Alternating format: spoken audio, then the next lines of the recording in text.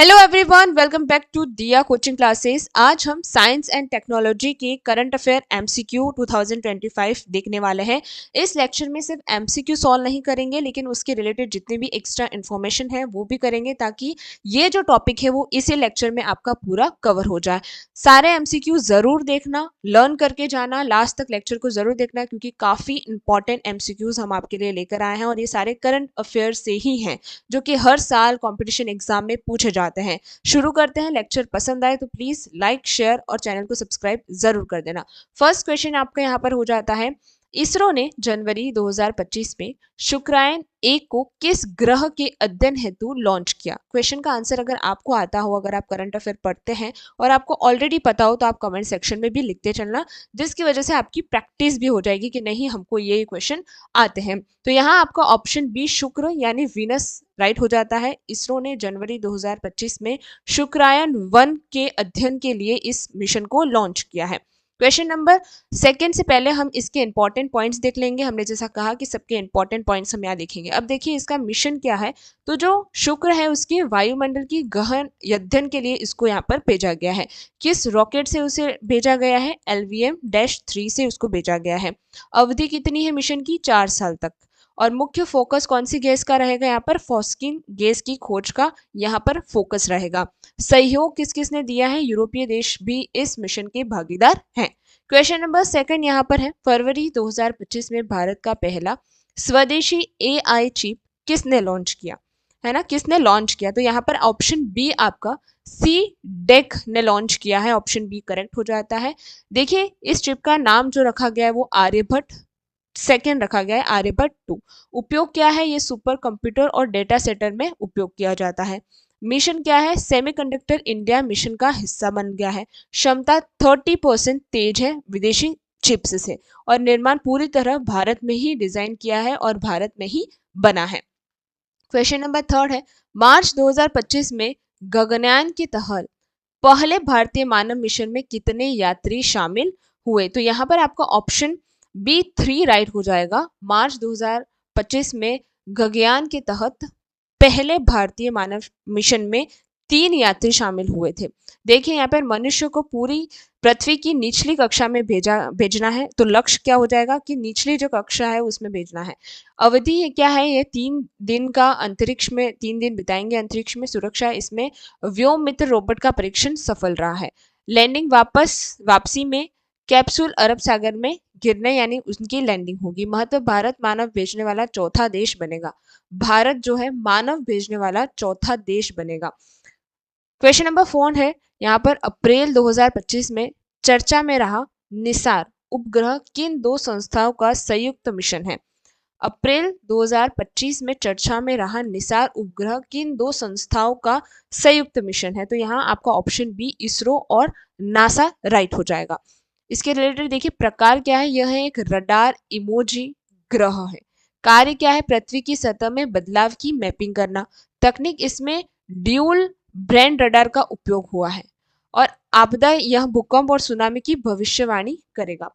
Launch इसे सतीश धवन अंतरिक्ष केंद्र से छोड़ा गया था। क्वेश्चन नंबर 5 है यहाँ पर, मई 2025 में भारत की किस शहर में देश का पहला क्वांटम कंप्यूटिंग हब स्थापित हुआ है? यहाँ आपका ऑप्शन बी पुणे राइट हो जाएगा। देखिए संस्था की बात करें, इसे सीडेक और IIT पुणे ने बनाया है। मिशन क्या है? नेशनल क्वांटम मिशन के तहत इसको बनाया गया है। स्पीड, यह सामान्यतः कंप्यूटरों से अरबों गुना तेज है। सुरक्षा, इसका उपयोग सैन्य डेटा को सुरक्षित करने में होगा। भविष्य, भारत इस तकनीक में टॉप 5 देशों में शामिल हो चुका है। क्वेश्चन नंबर 6 है, जून 2025 में DRDO के किस हाइपरसोनिक मिसाइल का सफल परीक्षण किया? DRDO ने किस हाइपरसोनिक मिसाइल का सफल परीक्षण किया? तो यहाँ आपका ऑप्शन बी शौर्य सेकेंड यानी शौर्य द्वितीय जो है उसका परीक्षण किया है। रफ्तार की बात करें, यह ध्वनि की गति से 6 गुना तेज है। दूरी की बात करें, इसकी मारक क्षमता 1500 किलोमीटर है। खासियत, इसे ट्रैक करना लगभग नामुमकिन है। और लॉन्च ओडिशा के चांदीपुर तट से परीक्षण हुआ है। ये क्वेश्चन आ सकता है कि लॉन्च कहाँ से हुआ है। शक्ति, यह परमाणु हथियार ले जाने में भी सक्षम है। तो ये इसके इंपॉर्टेंट पॉइंट्स हैं। क्वेश्चन नंबर 7 है, जुलाई 2025 में चंद्रयान 4 मिशन का मुख्य उद्देश्य क्या घोषित किया गया? यहाँ आपका ऑप्शन बी अगेन, चांद से मिट्टी का सैंपल वापस लाना इसका मुख्य उद्देश्य था। देखिए नाम इसे लूनर पैनल रिटर्न्स मिशन भी कहते हैं। सहयोग की बात करें, ये इसरो और जापान जेक्सा का साझा मिशन था, यानी दो कंट्रियों ने मिलकर इसको किया था। लैंडिंग यह चांद के दक्षिणी ध्रुव पर उतरेगा और चुनौती चांद से दोबारा उड़ान भरकर पृथ्वी पर आना। सफलता भारत सैंपल लाने पर वाला चौथा देश बनेगा, बन चुका है वैसे, जो हो चुका है ये मिशन। क्वेश्चन नंबर 8 की बात करें, अगस्त 2025 में आईआईटी मद्रास ने किस नाम से भारत का पहला स्वदेशी मोबाइल ओएस अपडेट किया? यहाँ आपका ऑप्शन बी बहार ओएस 2.0 है ना, भरोस 2.0 इसे बोल सकते हैं। I think I am pronounce right और नॉट, पर इसको भरोस 2.0 बोल सकते हैं। प्रकृति की बात करें तो यह एक ओपन सोर्स ऑपरेटिंग सिस्टम है। सुरक्षा की बात करें, इसमें कोई डिफॉल्ट ऐप नहीं होता है। यह डेटा चोरी को 100% रोकता है। वर्तमान में सरकारी और सैन्य विभागों में इसको उपयोग में लिया जा रहा है और लक्ष्य है गूगल और एप्पल की निर्भरता खत्म करे, कि हमारे भारत में जो गूगल और एप्पल की जो निर्भरता है उसको खत्म करने का प्रयास किया जा रहा है। क्वेश्चन नंबर 9 है, सितंबर 2025 में दुनिया का पहला लकड़ी का उपग्रह यानी वुडन सैटेलाइट किसने लॉन्च किया है? ये बहुत ही यूनिक क्वेश्चन है, ये आ सकता है क्वेश्चन नंबर 9। यहाँ ऑप्शन बी आपका नासा और जेक्सा दोनों ने मिलकर वुडन सैटेलाइट लॉन्च किया है। नाम है इसका लिंग्नो सेट, इसका उपग्रह का नाम है। सामग्री यह मैग्नोलिया की लकड़ी से बना है। कारण अंतरिक्ष कचरे यानी स्पेस डेबरिस को कम करना। और फायदा क्या है, जलते समय यह जहरीली गैस नहीं छोड़ता। परीक्षण इसे इंटरनेशनल स्पेस स्टेशन यानी आईएसएस ने भेजा गया है। क्वेश्चन नंबर 10 है, अक्टूबर 2025 में किस कंपनी में